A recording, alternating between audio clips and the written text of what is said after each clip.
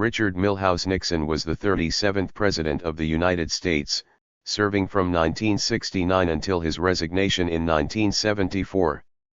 A member of the Republican Party, he previously served as a representative and senator from California and as the 36th Vice President from 1953 to 1961 under President Dwight D. Eisenhower. His presidency saw the reduction of U.S. involvement in the Vietnam War, détente with the Soviet Union and China, the Apollo 11 moon landing and the establishment of the Environmental Protection Agency and Occupational Safety and Health Administration.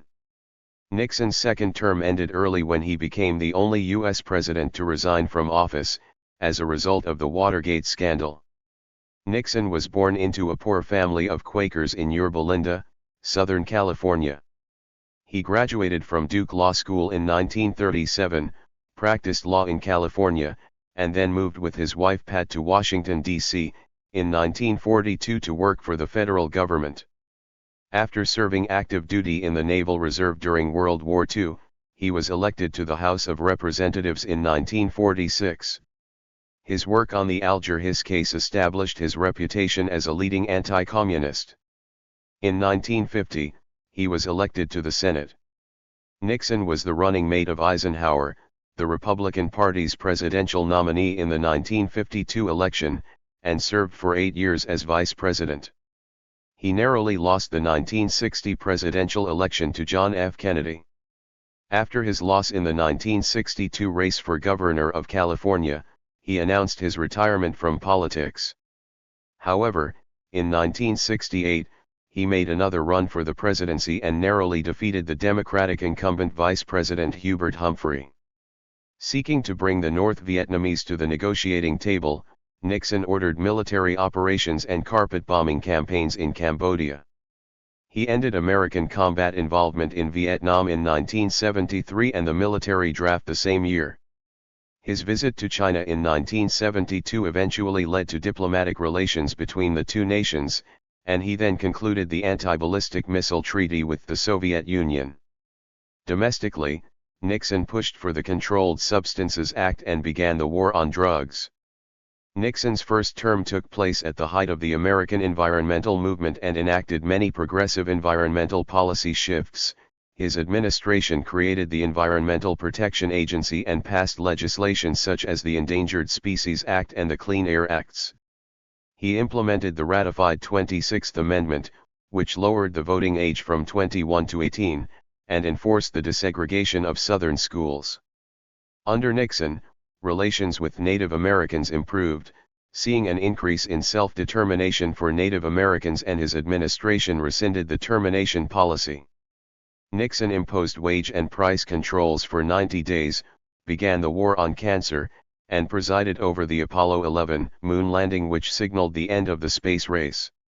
He was re-elected in 1972, when he defeated George McGovern in one of the largest landslide victories in American history. In his second term, Nixon ordered an airlift to resupply Israeli materiel losses in the Yom Kippur War, a conflict which led to the oil crisis at home. From 1973, ongoing revelations from the Nixon administration's involvement in Watergate eroded his support in Congress and the country. The scandal began with a break-in at the Democratic National Committee office, ordered by administration officials, and escalated despite cover-up efforts by the Nixon administration, of which he was aware. On August 9, 1974, facing almost certain impeachment and removal from office, Nixon resigned. Afterward, he was issued a controversial pardon by his successor, Gerald Ford. During nearly 20 years of retirement, Nixon wrote 9 books and undertook many foreign trips, rehabilitating his image into that of an elder statesman and leading expert on foreign affairs. On April 18, 1994, he suffered a debilitating stroke, and died 4 days later. Rankings of his time in office have proven complex, with the successes of his presidency contrasted against the circumstances of both his ascension and his departure from office. After graduating from Duke, Nixon initially hoped to join the FBI. He received no response to his letter of application, and learned years later that he had been hired, but his appointment had been cancelled at the last minute due to budget cuts. He was admitted to the California bar in 1937, and began practicing in Whittier with the law firm Wingert and Bewley in the National Bank of Whittier building. His work concentrated on commercial litigation for local petroleum companies and other corporate matters, as well as on wills. Nixon was reluctant to work on divorce cases, disliking frank sexual talk from women. In 1938, he opened up his own branch of Wingert and Bewley in La Habra, California, and became a full partner in the firm the following year. In later years, Nixon proudly said he was the only modern president to have previously worked as a practicing attorney. During this period, Nixon was also the president of the Citrafrost Company, which attempted to produce and sell frozen orange juice, but the company went bankrupt after just 18 months. In January 1938, Nixon was cast in the Whittier Community Players production of The Dark Tower, in which he played opposite his future wife, a high school teacher named Thelma Pat Ryan. In his memoirs, Nixon described it as a case of love at first sight, but apparently for Nixon only, since Pat Ryan turned him down several times before agreeing to date him. Once they began their courtship, Ryan was reluctant to marry Nixon. They dated for 2 years before she assented to his proposal. They wed in a small ceremony on June 21, 1940. After a honeymoon in Mexico, the Nixons began their married life in Whittier. They had 2 daughters, Tricia, born in 1946, and Julie, born in 1948. In January 1942, the couple moved to the Northern Virginia suburbs, where Nixon took a job at the Office of Price Administration in Washington, D.C. In his political campaigns, Nixon suggested that this was his response to Pearl Harbor, but he had sought the position throughout the latter part of 1941. Both Nixon and his wife believed he was limiting his prospects by remaining in Whittier. He was assigned to the tire rationing division, where he was tasked with replying to correspondence. He did not enjoy the role, and 4 months later applied to join the United States Navy. Though he could have claimed an exemption from the draft as a birthright Quaker, or a deferral due to his government service, Nixon nevertheless sought a commission in the Navy. His application was approved, and he was appointed a lieutenant junior grade in the United States Naval Reserve on June 15, 1942. In October 1942, he was given his first assignment as aide to the commander of the Naval Air Station Ottumwa in Wapello County, Iowa, until May 1943. Seeking more excitement, he requested sea duty. On July 2, 1943, he was assigned to Marine Aircraft Group 25 and the South Pacific Combat Air Transport Command, SCAT, where he supported the logistics of operations in the South Pacific Theater during World War II.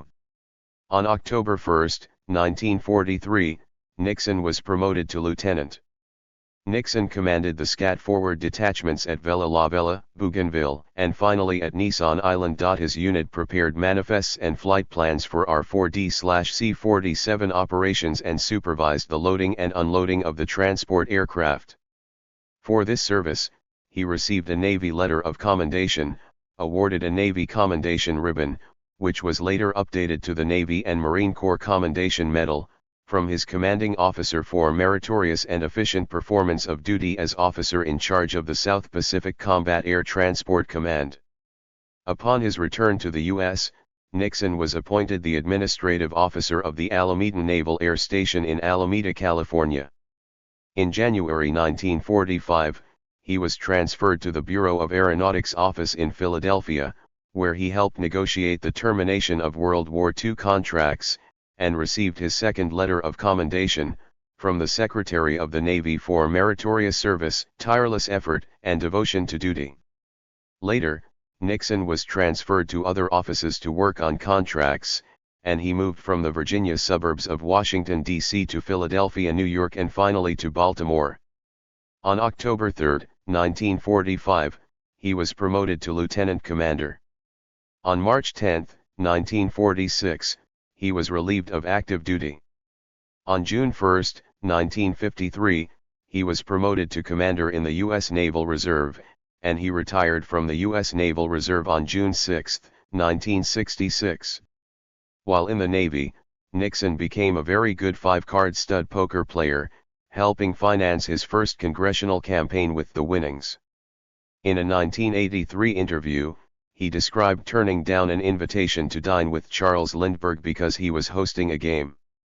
Nixon defeated Humphrey by only 500,000 votes, a margin almost as close as in 1960, with both elections seeing a gap of less than 1 percentage point of the popular vote.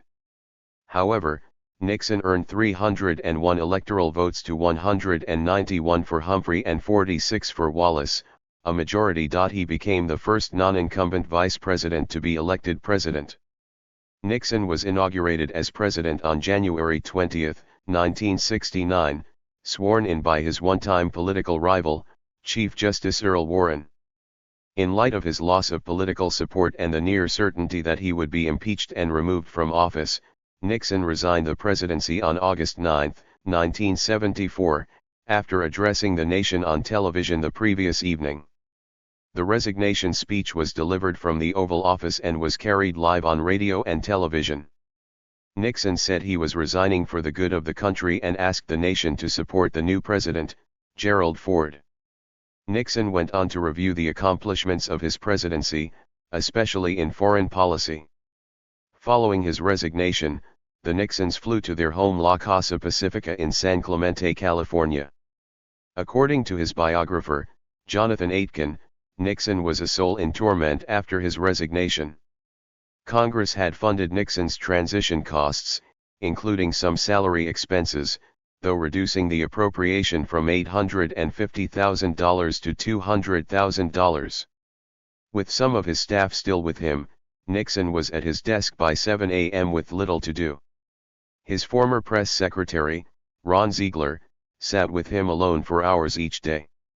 Nixon's resignation had not put an end to the desire among many to see him punished. In December 1974, Nixon began planning his comeback despite the considerable ill will against him in the country. Nixon suffered a severe stroke on April 18, 1994, while preparing to eat dinner in his home at Park Ridge, New Jersey. A blood clot resulting from the atrial fibrillation he had suffered for many years had formed in his upper heart, broken off, and traveled to his brain. He was taken to New York Presbyterian Hospital in Manhattan, initially alert but unable to speak or to move his right arm or leg. Damage to the brain caused swelling, cerebral edema, and Nixon slipped into a deep coma. He died at 9:08 p.m. on April 22, 1994, with his daughters at his bedside. He was 81 years old. Nixon's funeral took place on April 27, 1994, in Yorba Linda, California. Eulogists at the Nixon Library ceremony included President Bill Clinton, former Secretary of State Henry Kissinger, Senate Minority Leader Bob Dole, California Governor Pete Wilson, and the Reverend Billy Graham. Also in attendance were former Presidents Ford, Carter, Reagan, George H.W. Bush, and their wives. Richard Nixon was buried beside his wife Pat on the grounds of the Nixon Library. He was survived by his 2 daughters, Tricia and Julie, and 4 grandchildren. In keeping with his wishes, his funeral was not a full state funeral, though his body did lie in repose in the Nixon Library lobby from April 26 to the morning of the funeral service. Mourners waited in line for up to 8 hours in chilly, wet weather to pay their respects. At its peak, the line to pass by Nixon's casket was 3 miles long with an estimated 42,000 people waiting. John F. Stacks of Time magazine said of Nixon shortly after his death, "An outsized energy and determination drove him on to recover and rebuild after every self-created disaster that he faced. To reclaim a respected place in American public life after his resignation, he kept traveling and thinking and talking to the world's leaders, and by the time Bill Clinton came to the White House in 1993, Nixon had virtually cemented his role as an elder statesman."